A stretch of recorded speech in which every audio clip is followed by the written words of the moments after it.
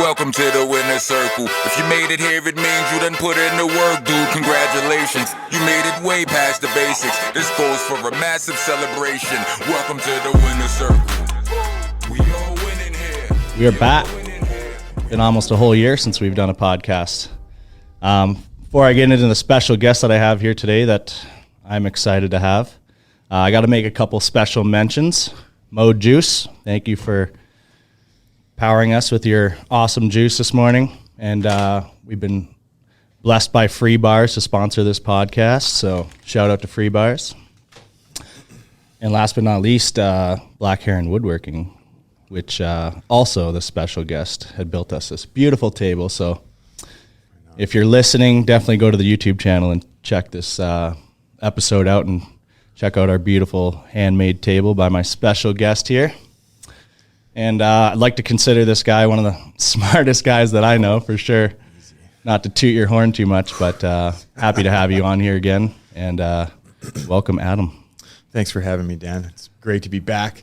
It's nice to sit at the table in the new podcast room. It is certainly an upgrade from the old conference room. You know, you got it all tidied up in here. It's very professional. Thank you. So yeah, I know we didn't release the last episode that we did. The reason that was, guys, is because I couldn't sit up straight. I was like deep into a gangster lean in this chair for an hour, just ranting about how you should be healthy, and that was a little bit I just looked kind of funny. Thought we'd redo this, and I'd try and sit up straight. So, well, let's introduce yourself and tell everybody who you are and what you do. For sure. My name's Adam Gauthier. I'm the owner of Black-Heron Woodworking and the partner in Black-Heron Gym. So those are the two businesses that we run. The gym is our primary business. The woodworking is something that we're just getting going. And so Black-Heron Gym is a holistic health facility where we provide a range of services and coaching for health and fitness, from diet and lifestyle to like actual physical training. We have a golf performance specialist down there and a state-of-the-art TrackMan indoor golf play zone. A couple fun things. So yeah, that's what I do, who I am. And I guess what motivated you to open the gym when you guys did? So I was inspired by a guy named Paul Chek. Probably 10 years ago now. I was involved in a network marketing business selling supplements and weight loss products. And on that journey, I met some guys out in Ontario, actually a gentleman by the name of Matthew Britt. He's doing some excellent things right now in the world of permaculture. He's got a great business where they're doing permaculture design and installation all across Canada, which I think is great. Big shout out to Matt Britt. So he introduced me to a guy named Paul Chek, just, off the cuff talking. We were in the health and fitness world. There's some guy he had mentioned, some stuff he'd seen. I looked him up and I listened to a podcast called The Dirt Facts. And it was an hour and a half of this Paul Chek guy just on stage ranting. And he connected, commercial farming and pharmaceutical issues and a whole bunch of different stuff in talking about soil microbiology, and that was related to health. He was like, if the soil is shit, whatever you grow in it's not very good, right? And so he went down the train explaining some of the problems that exist in our current model of how we feed people and what we're doing, and it just really resonated. It was stuff I was kind of aware of, and here was a guy who had kind of spent his whole life in that arena and then built a educational model where he trains practitioners in his process of holistic coaching. So I saw that a long time ago. I kind of went down that path on my own, just for my own personal well-being. And when I met my girlfriend, it would be 7 years ago. Hopefully I'm right about that. When we met, she was just getting into a personal training job. She had got a degree from the University of Alberta in sports science. And so she was going into personal training, and I kind of, encouraged her to explore some of Paul's work and his teachings, because they're a little bit different than the conventional fitness industry. They definitely depart from your standard box gym workout approach that most people are familiar with. So she did that for a little while. She got some education through the Czech Institute, and after she became a level 2 practitioner, we started looking for her to kind of move out on her own, and then that's when we built the gym. That was coming up on 5 years now. And the training you guys do at the gym is, like, I've been there before. It's definitely not your typical big box gym. So tell us a little bit more about, because you guys go a little bit more in depth with examining the patient, or I guess client. Yeah, and yeah, then, for sure. And patient's not a bad thing, because a lot of people that we deal with are, you know, you're later into life, you're after 35, you know, maybe you were pretty athletic playing sports when you were a kid, and, you know, injuries tend to happen. And so a lot of people don't deal with their injuries very well. They don't rehab them properly. Sometimes those injuries end their sports career, and then they go off into normal, you know, kind of adult life, like they're in their younger years and they're playing sports, doing whatever. Those injuries come back, like when you're 40, start giving you problems if you didn't deal with them. And so a lot of people that we deal with have kind of old injury histories that were not maybe dealt with in the best way, or the person just didn't, you know, maybe they did do the physio and the physio just wasn't great, or it was really limited, or whatever that was. So we deal with a lot of clients like that, and then we deal with people with the more general side of the coaching. So this is like your lifestyle and dietary habits. So just structuring your life so that you're managing stress effectively, and that you're drinking water and sleeping, and, you know, respecting the fundamentals of what helps people stay healthy. So in the training side, like physically, I mean, we just do a lot of, we have a fairly specific approach, I guess. She uses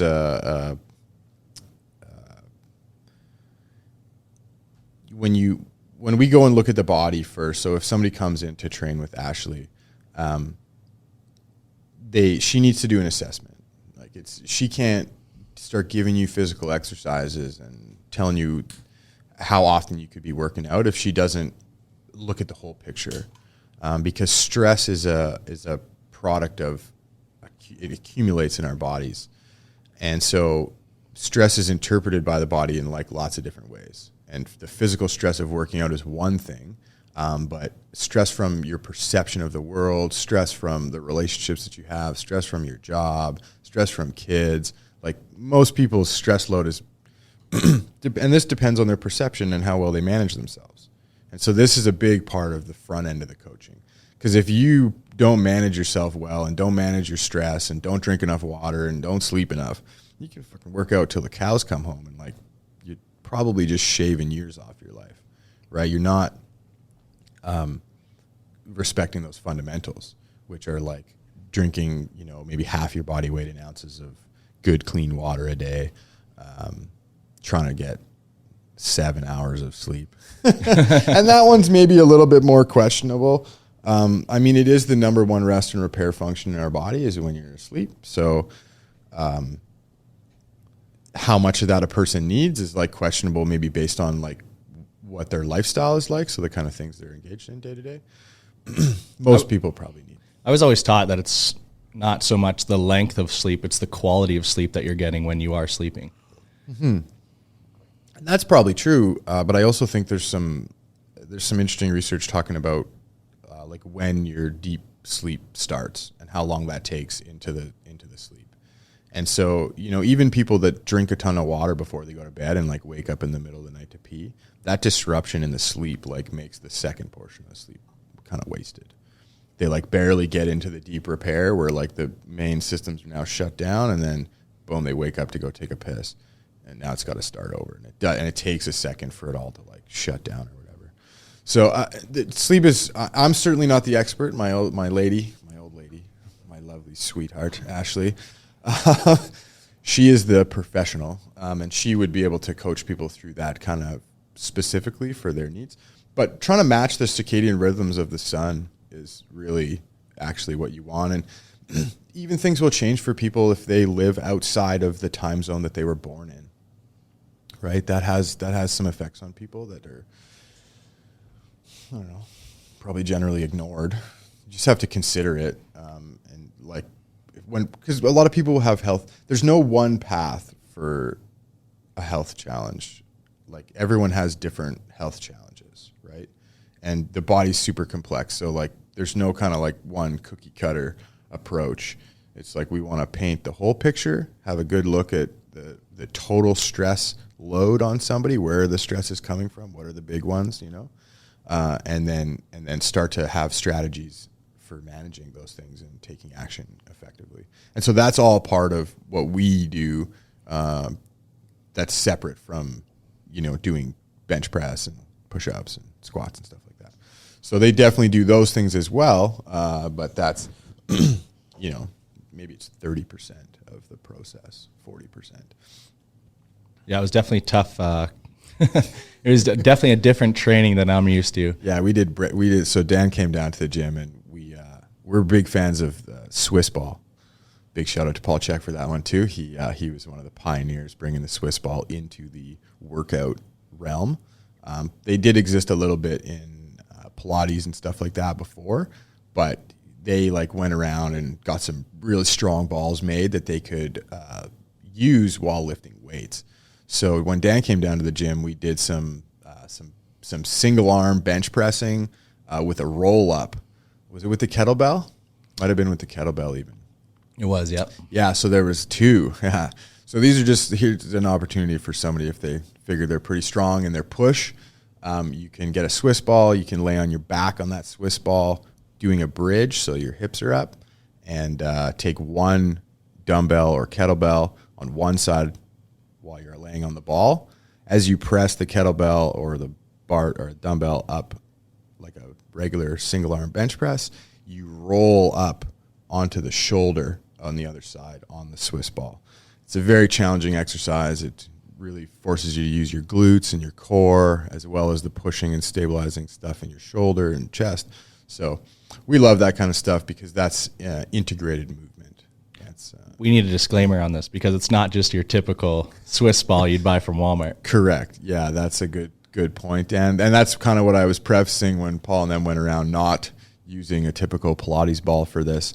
So we use Fitter First is this type of ball that we use because they are one of the few manufacturers of balls that have over 1,000-pound burst ratings. So you take a big guy and you load him up because you could do a standard issue, 2 dumbbell chest press on the ball. And even that is going to be more challenging than if you were on a bench because the thing you're laying on is unstable. So, but you take a guy like you that's going to be pressing hundreds. Now there's 200 pounds of weight plus, 60% of your body weight on the ball. And the guy makes a mistake or kind of jerks and creates compressive force because the ball is bouncy. Your weight is falling. All that weight is falling through the flex of the ball. So you want to make sure you have a ball that's not going to burst. You're not going to drop a 100-pound dumbbell on your face. So we do this under strict and careful, supervision of a licensed practitioner. But you can do it. It can be done. It can be done safely. You just have to have a good quality ball.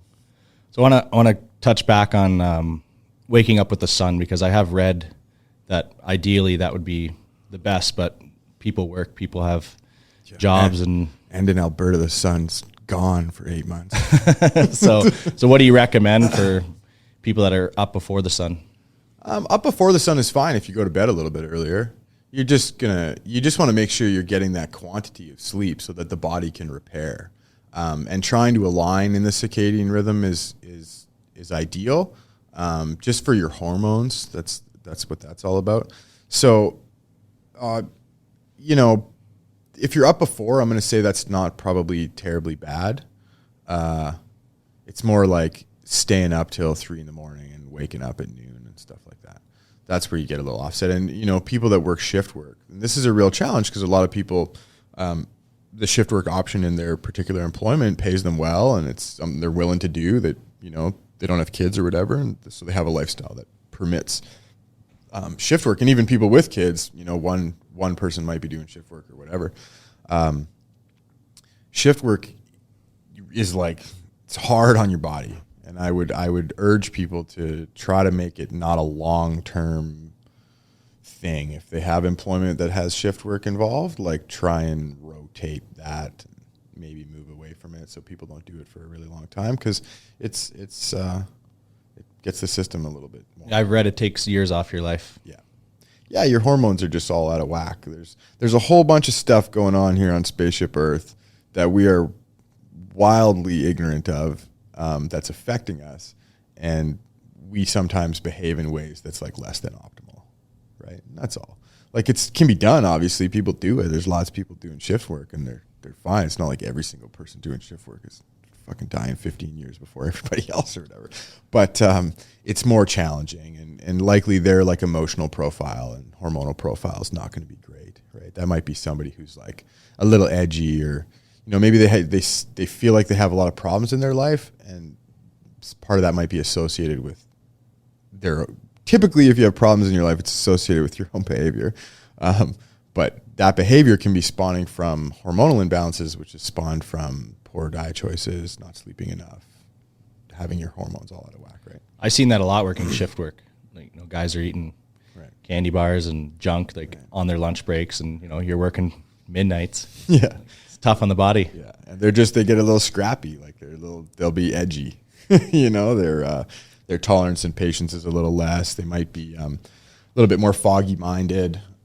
There's lots of things that come from it. And so optimal. So there's like, you can do it, and then there's optimal. And so we try and promote optimal for people, because I think it's realistic and it's achievable.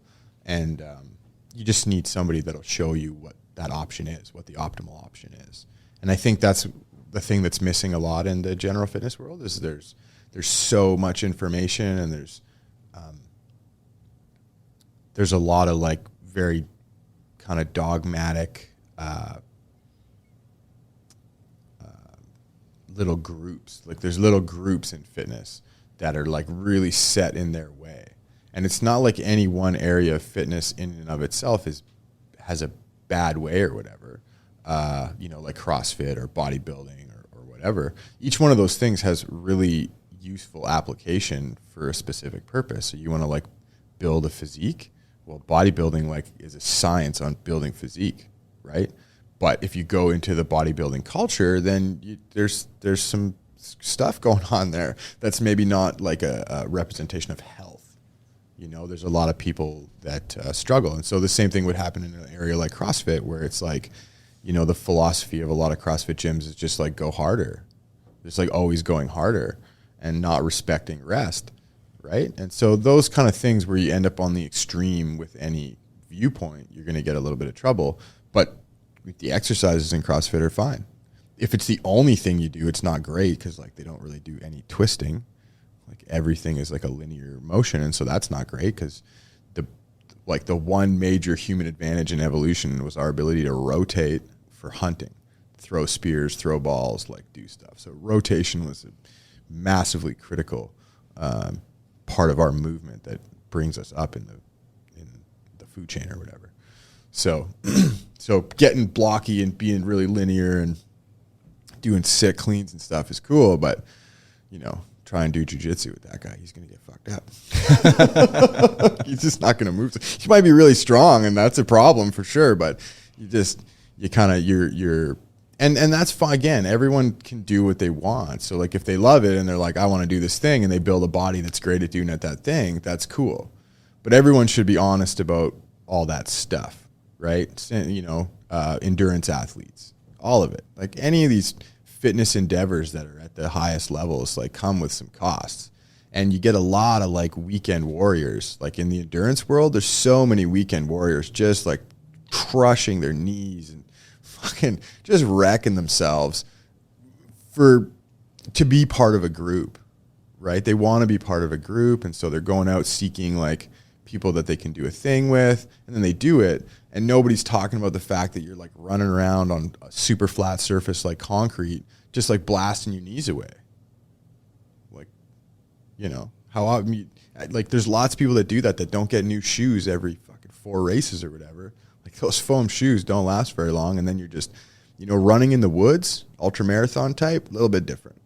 constantly changing terrain. It's a different activity than like running down the fucking road, right? And so again, people are free to do as they wish, but the ideologies that follow each of these little groups in fitness sometimes struggle to be totally honest about the downsides or whatever. Now, what would you recommend if somebody does love running and they love road running and they go every morning before work? Yeah, so totally sweet. It's cool to have good routine and take care of your body like that. Make sure you're using good shoes, and I would consider looking for trails. I would just try and get away from running on concrete all the time, just because that repetitive, never-changing motion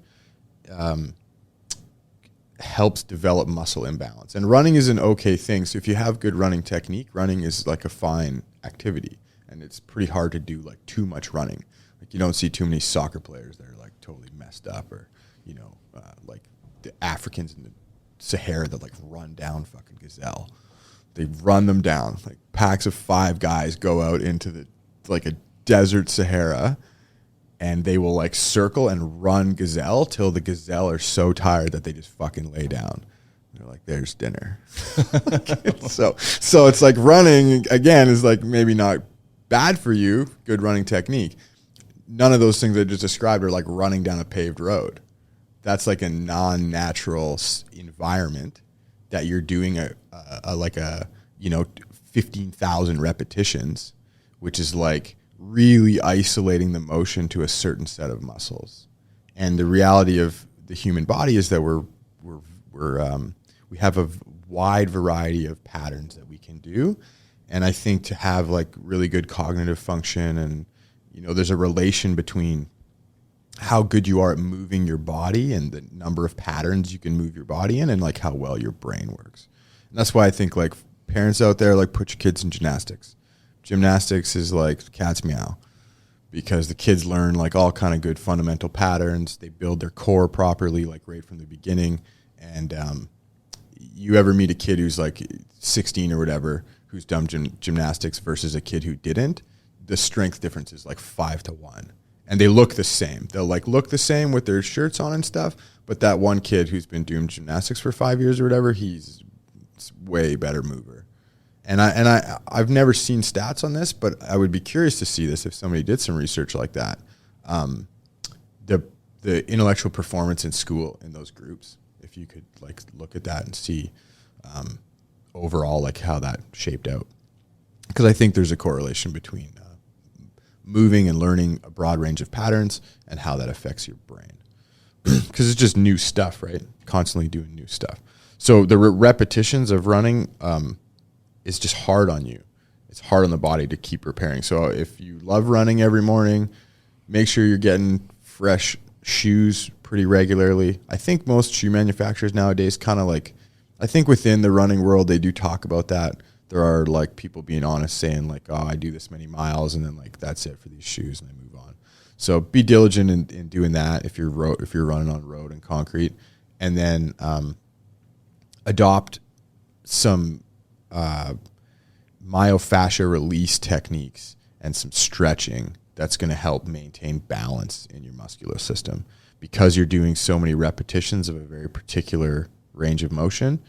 Unless you do other activities as well, it's just going to be really important to make sure you're releasing and stretching those muscles that you're using so often, because otherwise they become overused, extra tight, and then you start getting other issues, back problems, hip problems, all that kind of stuff. I think that's the most common thing I see is people go to the gym and they go to CrossFit, but there's not enough people talking about stretching. Nobody likes to stretch. Should be daily. I'm guilty for it. I'm much better than I was. Like I'm at least 2 to 3 times a week. Yeah. But every time I go see my massage therapist or chiropractor, she's they're like, asking, are you stretching daily? She's only asking because she knows you're not. She's touching you and going, you motherfucker, you have not been stretching like I told you last time. Making my job hard. So no, that's actually a really common one. So, Ashley will have long-term clients, and trying to get them to adopt a regular daily stretching routine can be really difficult. And so often like getting buy-in with people. And so with us, I mean, part of the way we capture buy-in is the cost. there's a you know, a substantial investment to get assessed so that we can build a program, and that kind of pushes people into a position of being coachable. They're like, oh, I'm about to spend all this money, I better like do what they're telling me to do. And then in the very beginning, when we're having conversation with people, we'll be letting them know, like, you know, this working is predicated on you being coachable and following this instruction. And so a lot of times when she's building a program or when we're looking at working with somebody like that, we will talk to you about like how much time you have to commit. You know, do you have 3 hours a week, 5 hours a week? Like, what is your available commitment that you're trying to make to yourself for your health and fitness? And then based on that, we'll use that to set up the program. But for sure, if a person can do 15 to 20 minutes, I mean, for me, it's more than that. So I do jujitsu, I ride mountain bikes. I do physical work from time to time. So hiking. Like, yeah, I do some hiking, and then I do, you know, even just like regular construction work. So recently I'm helping my father-in-law build a large hot tub kind of area in his house, and it's all like heavy kind of masonry work. And so even if I go to work doing this heavy masonry work where I'm bent over, I'm handling these 90-pound tiles and mixing mortar and stuff like that. I mean, you're in this bent over position all day. Like I go home and I probably spend 40 minutes with the foam roller and the lacrosse ball. Cause otherwise, like if I had to do that every day, I'd be destroyed. I mean, maybe you get a little bit conditioned and you modify your movements once you're at work again, but that's not good.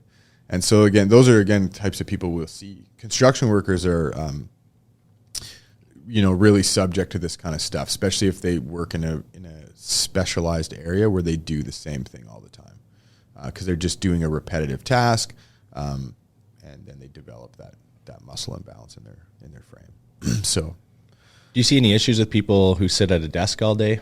Oh yeah, man, sitting's the new smoking. Your hip flexors just shrinking, and then that creates compression in your low back, and then people like back problems are. So what do you recommend for someone who's sitting at a desk 9 to 5? You shouldn't just get willy-nilly with a lacrosse ball in and around your neck, because you can like push on some nerves. You can do some damage if you're not careful, right? That should be something maybe guided, but in your legs and, there's in the hips for sure, you're going to be fine.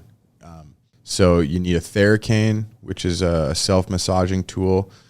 They sell them at regular box stores, regular fitness stores. Be careful with some of the cheaper ones because the plastic is a little flimsy. It's hard to get good pressure.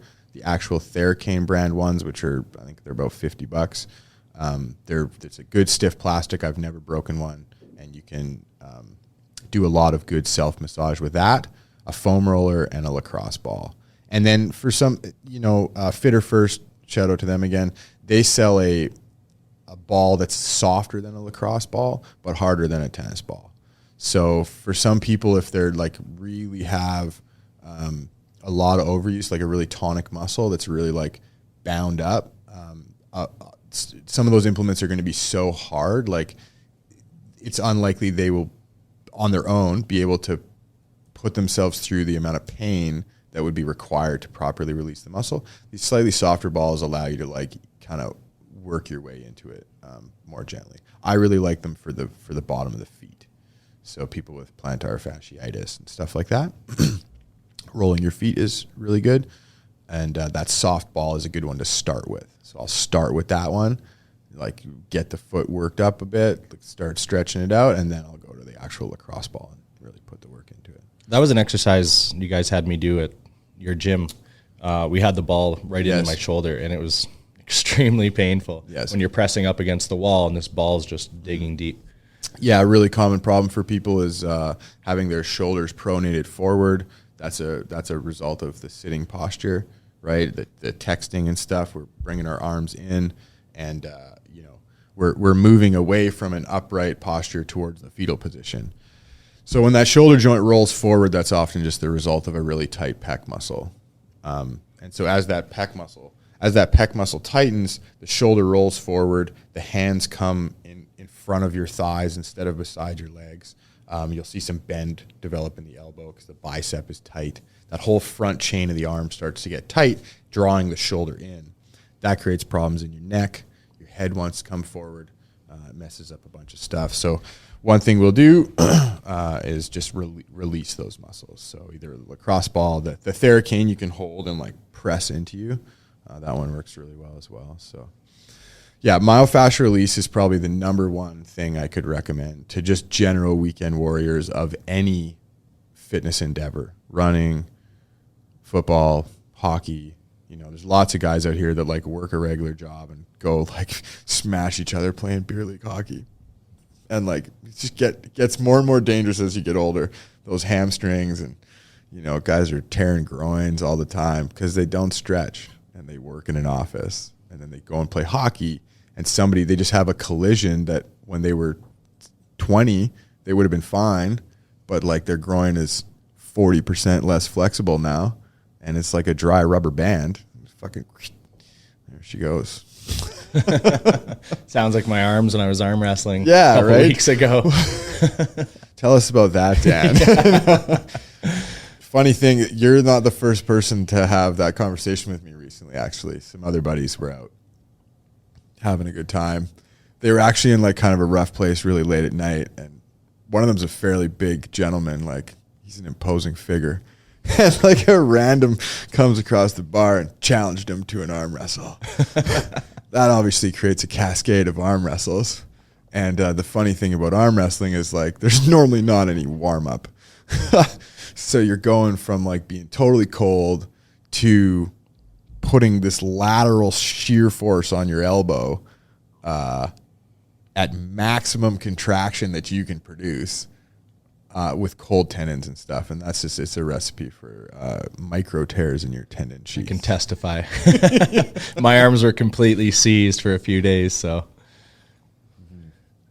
do you notice now if you do you get any pain if you were to lift with them now?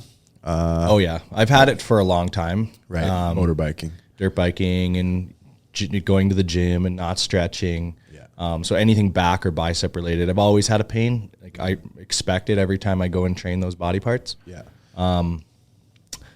But that arm wrestle that I had a few weeks ago, that flared it up the worst I've ever seen it. Sure. Yeah. So that was my introduction to that kind of injury came through rock climbing, and I bought a book called One Move Too Many, and they just had a expose basically of all the different typical climbing injuries that come, which are all forearm and hand related and stuff like that, right? Because you're putting a lot of strain through the arms. And in that, they talk a lot about that, those micro tears in the tendon sheath. So just kind of like what I said, your tendons, when they're not warmed up and there's not a lot of blood flow around them, are kind of like a dry rubber band. So they're not overly stretchy. When you're warmed up, they're plenty stretchy. So once you get moving, if you ease into exercise, you warm yourself up, and then your joints and tendons become flexible, and that's when it's safe. And that's why like the warm up is actually really critical, and it shouldn't be skipped.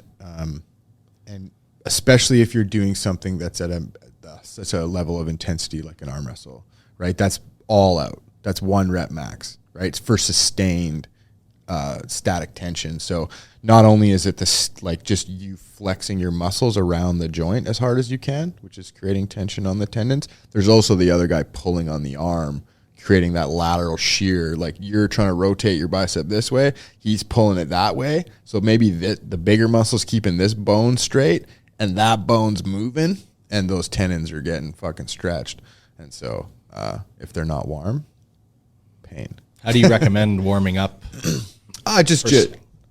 Just gentle arm exercises, anything like push-ups. So like push-ups, light bicep workout or something. Yes, something that. So my climbing regiment warm-up would actually be like full shoulder windmills with force, so that I'm like forcing blood, like centrifugal force that forces blood into my arm, and then I do from my knees. Actually, I do like the wrist warm-up push-up. So where you're like here and you push up onto your hands. So you go off the top of your hand with your wrist bent in towards the middle, and then you roll up onto your knuckles and back down onto the back of your hand. That just warms up the other side of the top of the forearm, which again is a muscle group that's often neglected in workouts, causing elbow pain and different things, right? Most pain that people are getting is a result of some muscles that like aren't in balance, and they're creating weird forces at the joints, and then the joint hurts. Which is one of the issues I've been having. So actually, you're right, it does come down across my forearm. I've been getting dry needling done lately, and that's one of the areas she's been targeting is the forearm as well, because it's just seized right up. Yeah. So stretching, doing like the Buddha prayer stretch for the backside, and then you can just reverse the Buddha prayer upside down. So those two stretches for the wrists are really good. I actually you want to develop strength. So if you get on your knees and you do the push-up I'm describing, you can apply as much force as you can comfortably handle. Most people are going to be so limited in their range of motion that like putting the wrist at 90 like this will hurt them. Like they're going to be like over here. So they're not going to be able to do that push-up because now their arm would be like out to the side. They can't like be straight. So stretching, and so this goes back to Ashley's foundation, where you were asking about things in the gym. So you get an issue like this where the wrist doesn't work. You have to have proper range of motion before you should start like building any strength. So she goes through a process where it's flexibility, mobility, stability, and then strength. And so flexibility is just like static range of motion. Mobility is in an active range of motion. Stability is like it sounds, the stabilization of the joints, and then it's strength building. And so in Paul's approach, in the order of training from performance athletes down to infant development, and that there's a process from the infant development to a performance athlete, and understanding that approach and how sometimes we might get a client who's 40, but we're going to take you into infant development to rebuild your motor skills and your musculoskeletal system. So sometimes what happens over long periods of repetitive activities, you develop these inappropriate muscle firing patterns where the way you're doing a movement is not actually the best way to do the movement, where the order in which you're engaging your muscles is incorrect. And that's what leads to injury and the slipping of discs and all this different stuff. And so often, if people have, again, that old injury history and they had their sedentary lifestyle, they're not moving a lot, we're going to go all the way back to infant development, which is where there's the learning of integration between the left and right side of the body. So when you watch kids and they start and they're on their back, they got their legs up and they're like grabbing their feet and they're moving the arms around, right? They're getting the extremities working. And the next big move that leads to crawling is when they connect through their core, you know, the right arm and the left leg and the left arm and the right leg, and the understanding that there's a connection all the way across that X. That's what allows them to crawl. So crawling is the first integration across, and then walking after that. And so sometimes you'll see kids that walk before they crawl, and that can lead to poor movers after the fact because they skipped a step in their fundamental development.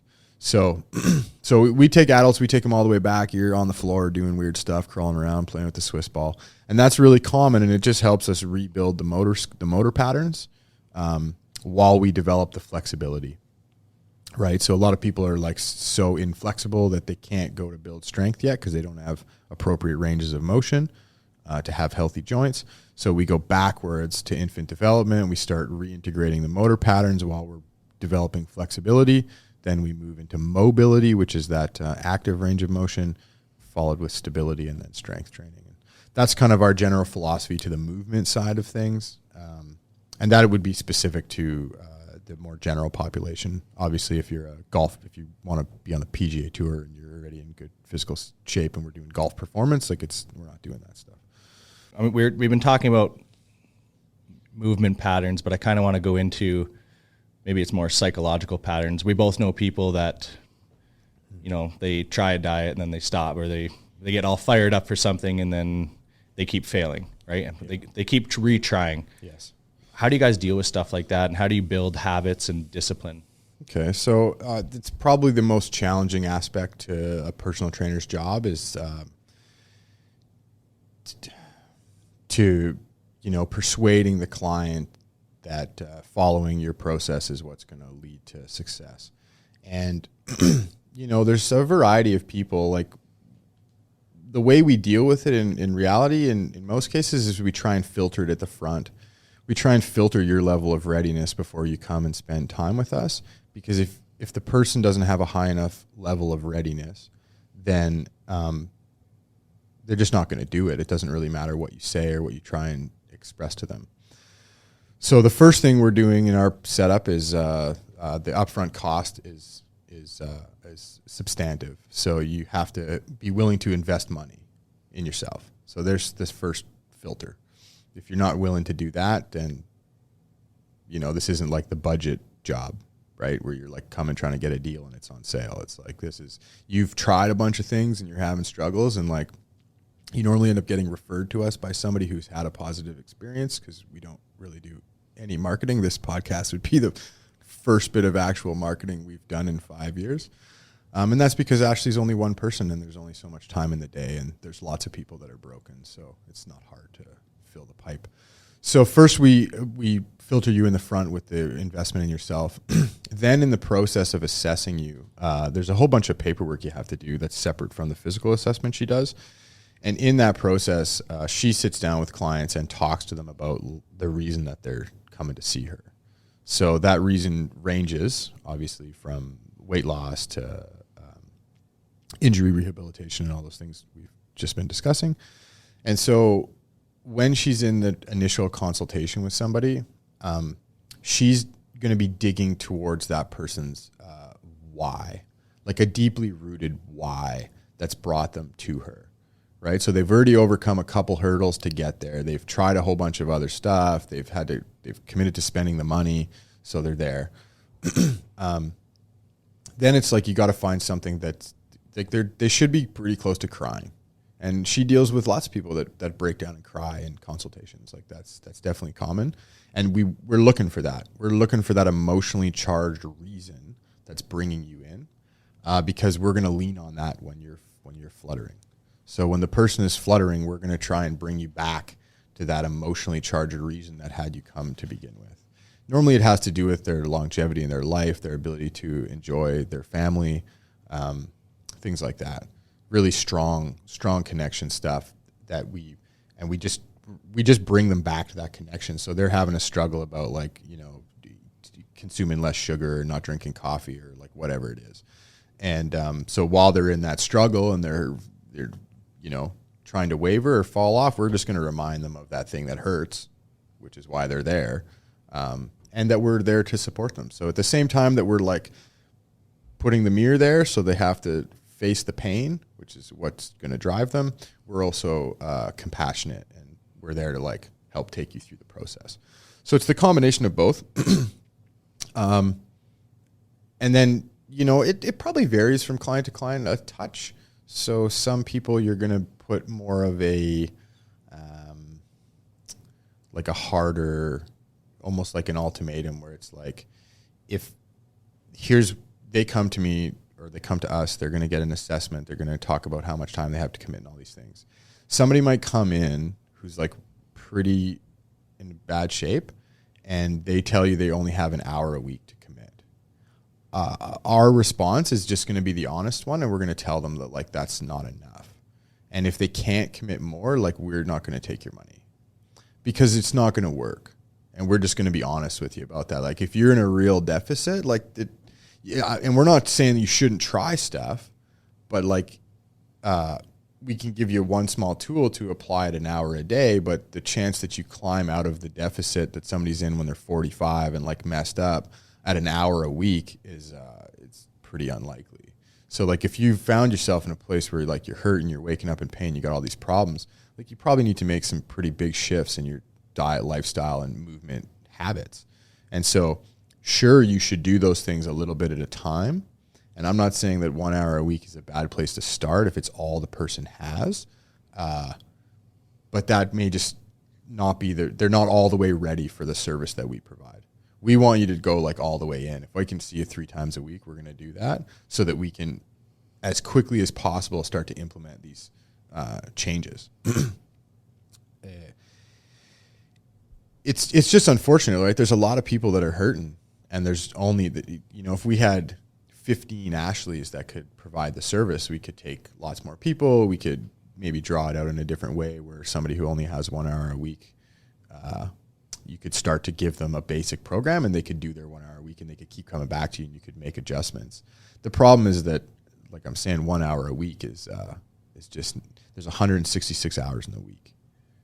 So it's less than 1% if you're doing an hour a week. That's not enough. So there's just a reality sometimes that people have to hear.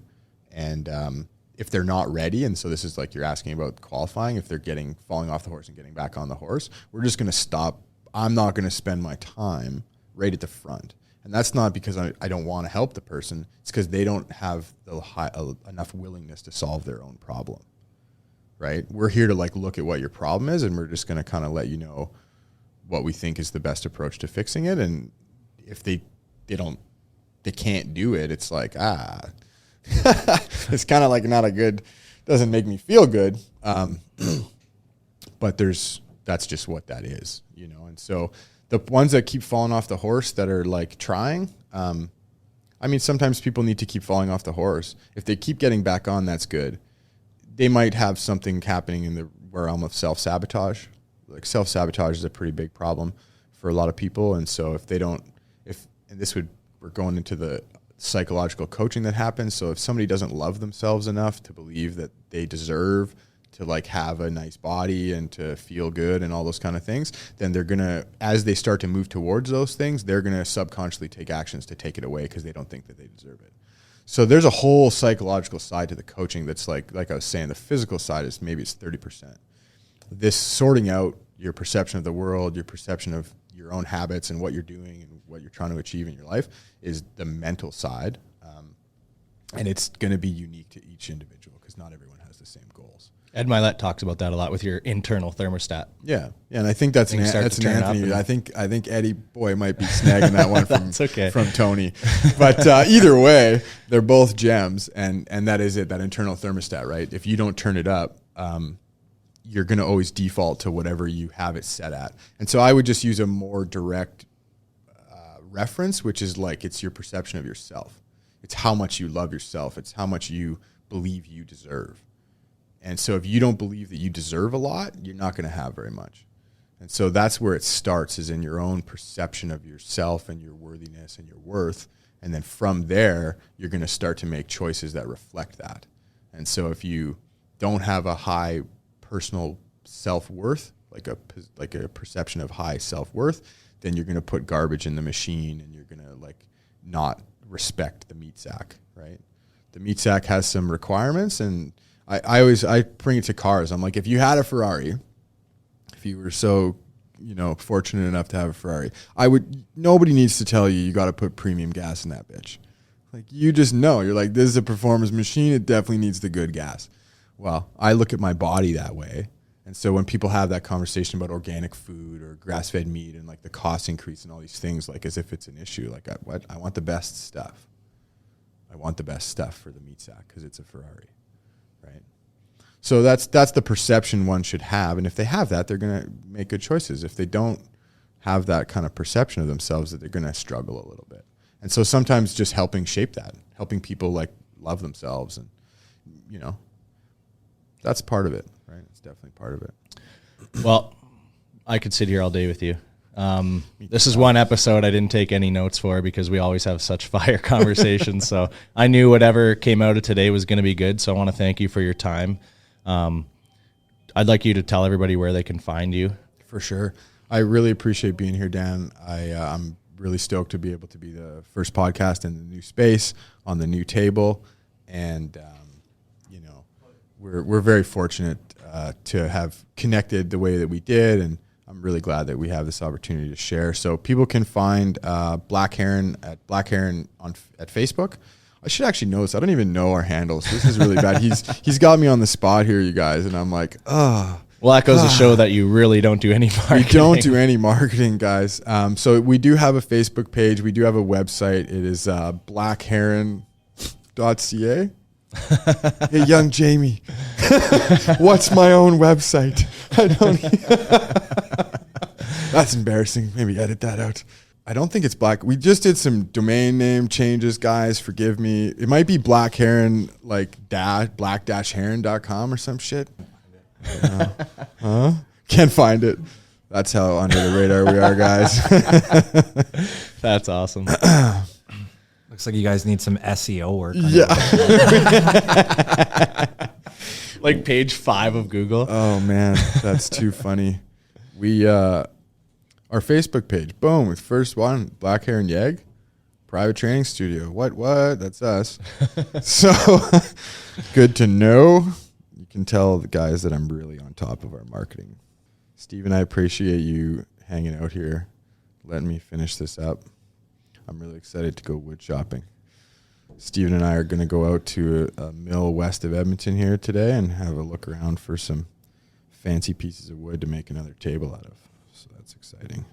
I like it. Well, we can't Another one of these or what? No, This is one of a kind. He is maybe a little bit partial to the walnut. He likes it. The problem is there's not a lot of walnut slabs like this in town. This was probably the last one like this.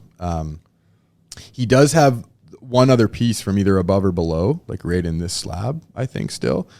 But it had a bit more damage in it. It was not as nice. This was the last good one. And then I just haven't been able to find him a real nice big piece of maple in town. We've been looking at maybe bringing something from Calgary up because the guys at Black Forest Wood Company, they got lots of stuff. So we'll see what we do. We'd like to keep it local. The stuff over here is all local wood. So they have some nice Russian olive and some American ash and stuff. So we're going to go have a look, see if there's anything that catches Steven's eye and go from there. Sweet. So thanks again for having me, Dan. Sorry, guys, you're not going to be able to find us anywhere. No, it is. We found it. It is black-heron, HERON.ca. There we go. So, yeah, I did. There we go. I kind of knew what it was. Just wasn't sure, guys. So black-heron.ca for the website and Black Heron Yeg on Facebook. Check us out. That's you're looking to talk to Ashley for all your fitness and health needs. And Black Heron Woodworking on YouTube. So that's me making tables. There's not really much there at the time of the recording of this podcast, but it'll be populated soon. Awesome. Well, thank you so much, and we will definitely have you back. Awesome. Welcome Thanks, Dan. to the Good to winner's talk to you. circle. If you made it here, it means you done put in the work, dude. Congratulations. You made it way past the basics. This goes for a massive celebration. Welcome to the winner's circle. We all winning here. We all winning